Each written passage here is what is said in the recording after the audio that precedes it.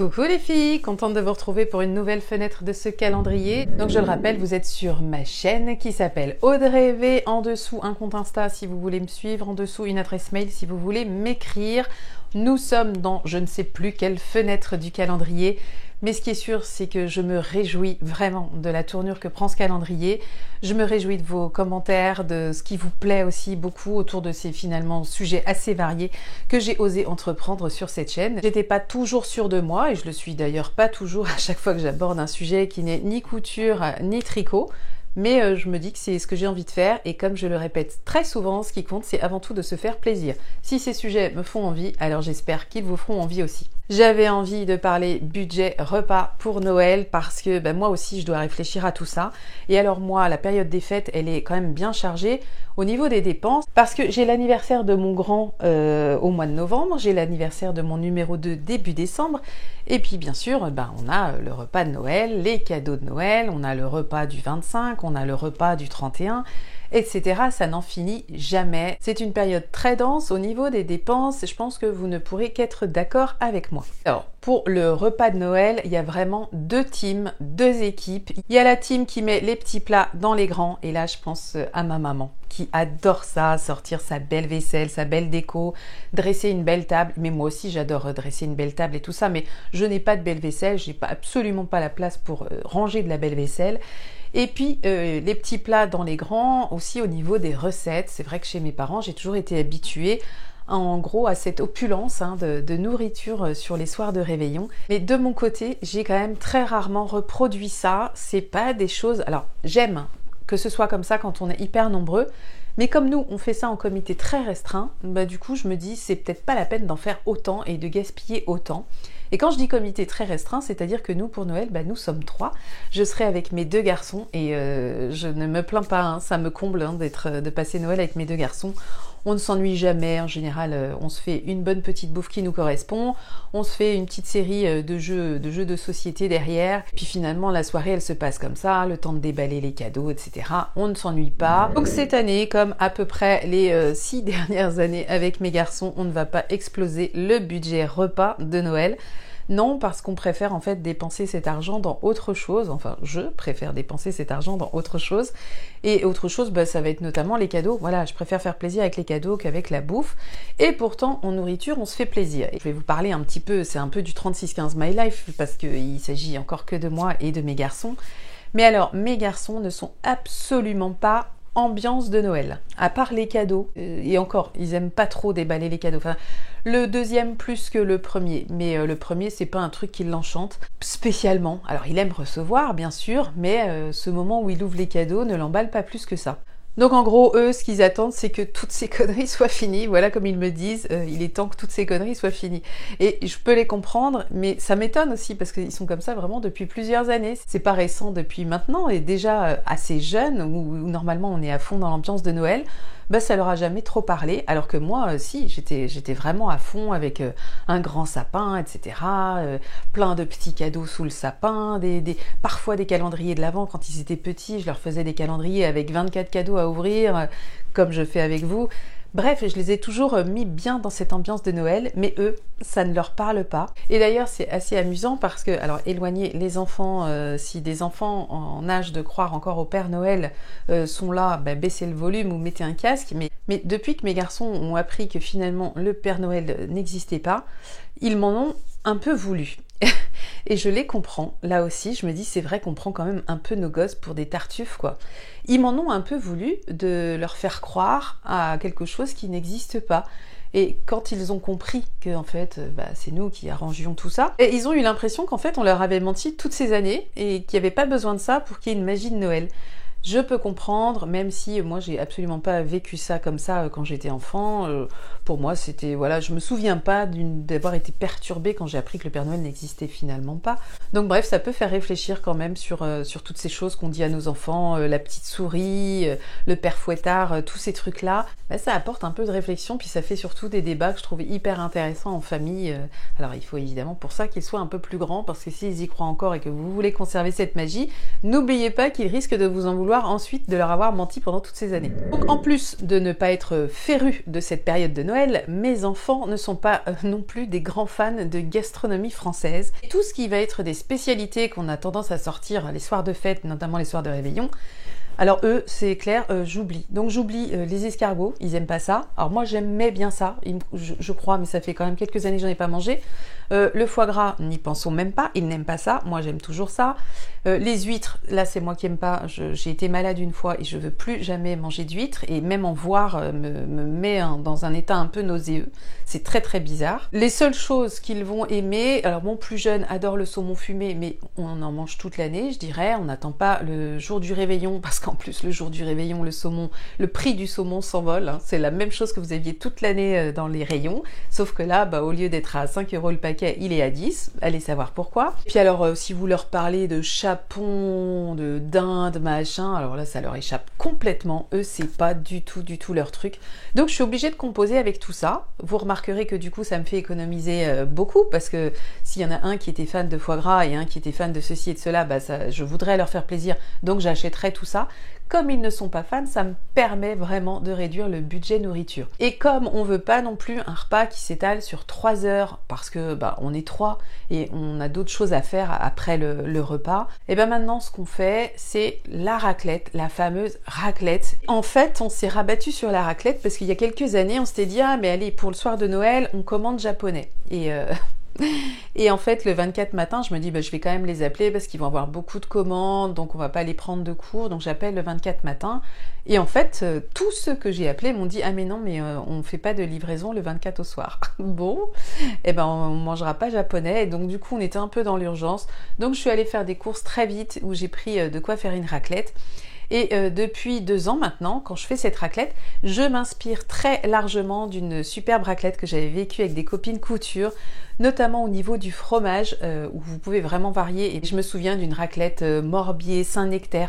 Il y a plein de choses à faire autres que le fromage à raclette qui viennent changer le goût. Alors là, je parle aux gens qui aiment la charcuterie, hein, bien sûr. Si vous êtes végétarienne, ce sera une raclette sans viande. Mais vous n'êtes pas obligé non plus de piocher mes idées. Et autre idée que je garde spécialement pour cette raclette de Noël, c'est de prendre des légumes différents, donc de la pomme de terre. Certes, bien sûr, il en faut toujours, mais de prendre aussi de la carotte, du chou-fleur, du brocoli, des choses comme ça qui amènent déjà de la belle couleur dans l'assiette, qui varient les goûts, et on ne se lasse pas de manger, et on sait que c'est notre raclette de Noël. Donc ça va sûrement être ça pour Noël, et pour Nouvel An, ce sera japonais sans doute, mais japonais que je vais faire moi-même, en achetant mon filet de saumon, en faisant mes sushis, mes makis. Alors il y a 2 trucs quand même que je vais acheter tout fait, c'est les brochettes bœuf fromage, parce que ça sert à rien de les faire soi-même, je trouve, j'ai déjà essayé, hein, c'est pour vous dire, j'ai déjà essayé. Et les gyoza, les raviolis gyoza que mes garçons adorent et que j'adore aussi. Et en général, on se fait une bonne tablée avec ça. Et qu'on ait du monde ou pas, de toute façon, il y a à manger pour 10 quand je fais ça. Et je le fais quand même plusieurs fois dans l'année. En général, je le fais aussi pour l'anniversaire d'un de mes garçons. Et ensuite pour l'une des 2 fêtes. Alors après, tout ça colle aussi avec la perception que j'ai de cette période des fêtes, de ce repas de Noël. C'est qu'en fait, toute l'année, vous faites à manger. Toute l'année, vous vous démenez, pas forcément à mettre toujours les petits plats dans les grands, mais toute l'année, vous faites à manger. Et moi, le soir de Noël, je n'ai absolument pas envie d'être devant ma cuisine, devant ma gazinière, de couper mes trucs, de préparer mes trucs, ça ne me fait pas envie. Et je me dis, sur cette période-là, il est hors de question, finalement, que je cuisine, que je passe 3 ou 4 heures à préparer des trucs qu'on va manger en une demi-heure. C'est non, pour moi, cette période-là, elle est signe de je me fais plaisir encore plus que d'habitude, et c'est-à-dire que je m'accorde vraiment du temps. Vous savez que le temps, moi, c'est une chose à laquelle j'attache beaucoup d'importance. Le temps libre, le temps dont je dispose, le temps que j'utilise comme je veux, et non pas le temps que je dois impérativement passer à faire ci ou ça avant d'avoir du temps pour moi. Donc là, je vais limiter le temps passé devant les casseroles. Il y a une autre option que je garde en tête. Et je me dis peut-être si je vais en parler avec les garçons, mais en préparant cette vidéo, j'y ai pensé. Je me suis dit c'est d'aller peut-être vers des plats surgelés. Alors je pense à Picard, mais il n'y a pas que Picard et on n'est pas à la télé, donc on n'est pas obligé de citer 3 marques. Mais je sais que Picard, ils sont quand même réputés pour faire des choses sympas pour les fêtes. Alors les prix s'envolent aussi, mais la chance qu'on a, c'est qu'on n'est que 3. Donc à 3, on peut quand même se faire des petits plaisirs. Donc je pense que je vais me prendre un catalogue Picard incessamment sous peu. Et Picard, ce qui est bien aussi, c'est que je peux me faire livrer parce que j'en ai pas vraiment à côté de chez moi. Et puis comme c'est du congelé, on n'aime pas trop que ça traîne. J'ai un petit problème quand même avec Picard en ce moment, c'est que j'ai pas de place dans mon congèle. Donc là, au moment où je tourne la vidéo, j'ai encore un petit peu de temps pour vider le congèle. Donc c'est quand même mon projet de toute façon d'aller prendre ce que j'ai dans le congèle et de l'écouler au fur et à mesure et d'arrêter de racheter des trucs que j'ai finalement déjà dans le bac congèle. Mais si j'arrive à faire assez de place, je me dis que l'option Picard peut être sympa pour peut-être un repas un peu différent. Mais encore une fois, c'est parce qu'on est 3, parce que ça coûtera un peu plus cher, je pense, qu'une raclette. Et encore, la raclette avec de la bonne charcuterie que vous prenez en charcuterie et du bon fromage en fromagerie, ça peut vite grimper. Mais Picard, voilà, c'est quand même assez cher. C'est souvent vendu par 2, nous on est 3, donc ça veut dire qu'il faut que j'achète les choses par 4. Faut que je prenne 2 lots de 2. Et ça reste une option. Et moi, ce qui m'intéresse, c'est de savoir un peu ce que vous faites aussi. Donc n'hésitez pas dans ces commentaires, en plus de votre participation à ce calendrier de l'Avent, à me dire comment vous avez prévu vos fêtes. Je sais très bien que tout le monde ne fête pas Noël en famille, que tout le monde n'est pas entouré. Je sais qu'il y a des gens qui seront tout seuls, il y a des gens qui seront 2. Alors vaut mieux être 2 que seul, sans doute. Il y a des gens qui s'en moquent complètement de cette période et je peux très bien les comprendre. Il y a des gens qui adorent cette période et qui la vivent à fond et je peux très bien les comprendre aussi. Il n'y a pas de bon ou de mauvais Noël, je dirais. Il y a juste le Noël que vous allez passer et peut-être la petite magie que vous allez pouvoir apporter. Et si vous êtes tout seul pour Noël, peut-être que c'est quand même l'occasion de vous acheter des bons petits trucs à manger si c'est un truc qui vous plaît, d'avoir des bonnes choses à manger. Tout le monde n'aime pas manger, Moi, il y a des gens, c'est un truc que je comprends pas. Je connais des gens qui n'aiment pas manger plus que ça. Ça leur procure pas de trucs comme à moi, par exemple. Moi, j'adore manger. Manger, c'est un truc, je peux pas m'en passer. J'aime manger, j'aime bien manger. Donc, le titre de cette vidéo, je crois que je vais mettre « Qu'est-ce qu'on mange à Noël ?»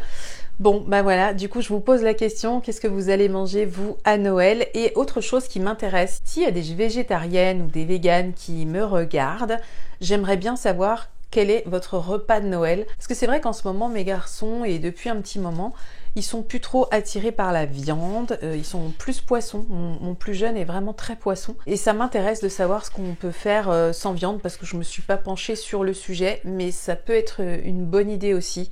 Pourquoi pas un Noël sans viande? Alors du coup, ça veut dire sans raclette. Bon. Non, pas Noël. Pas Noël parce que je crois qu'on passera pas outre la raclette. Mais pourquoi pas, en tout cas, je prends vos bonnes idées. Alors, petite incruste de rigueur, puisque je ne vous ai pas parlé du cadeau qu'il y a à gagner dans ce calendrier de l'Avent.